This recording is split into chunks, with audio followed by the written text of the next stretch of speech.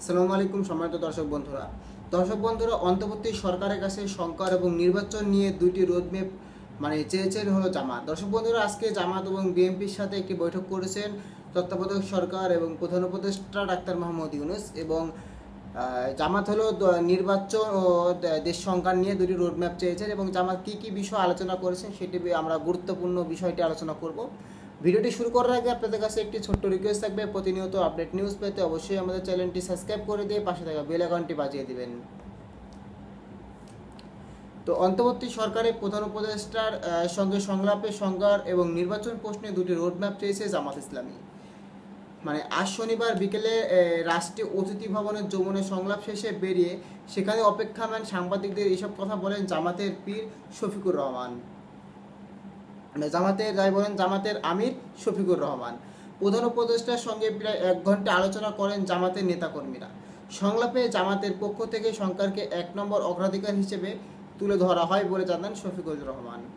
তিনি বলেন, সংস্কার সময় কি হবে সে বিষয়ে আলোচনা হয়েছে।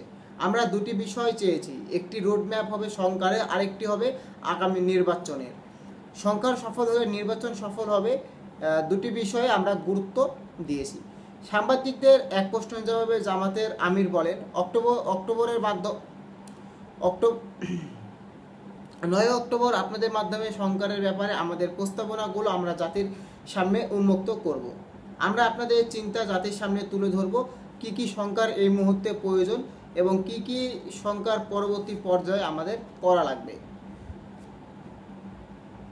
সরকার দেশ শাসনের জন্য আসেনি, দেশ শাসনের সুষ্ঠু পথ ও ন্যায় নির্মাণের জন্য তারা এসেছে বলে মন্তব্য করেছেন জামাত ইসলামের আমির শফিকুর রহমান। তিনি বলেন, সরকারের কাজ হচ্ছে গত 3টি নির্বাচনে জাতি বঞ্চিত হয়েছে, সেই ক্ষেত্রে একটা গ্রহণযোগ্য, সুষ্ঠু এবং শান্তিপূর্ণ নির্বাচন উপহার দেওয়া, এর পরিবেশ সৃষ্টি করা। এর জন্য মৌলিক বিষয়ে তাদের সংস্কার করতেই হবে। কি কি মৌলিক বিষয় তারা সংস্কার করবেন সংলাপে আমরা সেই বিষয়ে কথা বলেছি। শফিকুর রহমান আরও জানান, দেশের আইনশৃঙ্খলা পরিস্থিতি নিয়ে বৈঠকে কথা হয়েছে। জনগণ এবং সরকার একসঙ্গে কিভাবে আইনশৃঙ্খলা পরিস্থিতি নিয়ে উন্নত করতে পারে, সব ধরনের ষড়যন্ত্রের বিরুদ্ধে জাতিকে ঐক্যবদ্ধভাবে রাখতে পারে, সে বিষয়গুলো নিয়ে কথাবার্তা হয়েছে। তিনি বলেন, আমরা আশা করছি বর্তমানে যে সরকার আছে তারা কোনো পক্ষ বিপক্ষে মানসিকতা না নিয়ে নিরপেক্ষ দৃষ্টিকোণ থেকে দেশকে একটা ভালো পর্যায়ে নির্বাচন দিতে সক্ষম হবেন।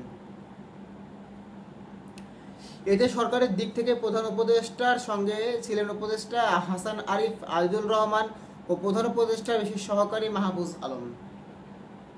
দর্শক বন্ধুরা, ইতিমধ্যে আপনারা সম্পূর্ণ ভিডিওটি দেখেছেন এবং সম্পূর্ণ ভিডিওটি দেখার পর আপনাদের গুরুত্বপূর্ণ মতামতটি অবশ্যই আপনারা ভিডিওর কমেন্ট বক্সে কমেন্ট করে আমাদেরকে জানিয়ে দিবেন।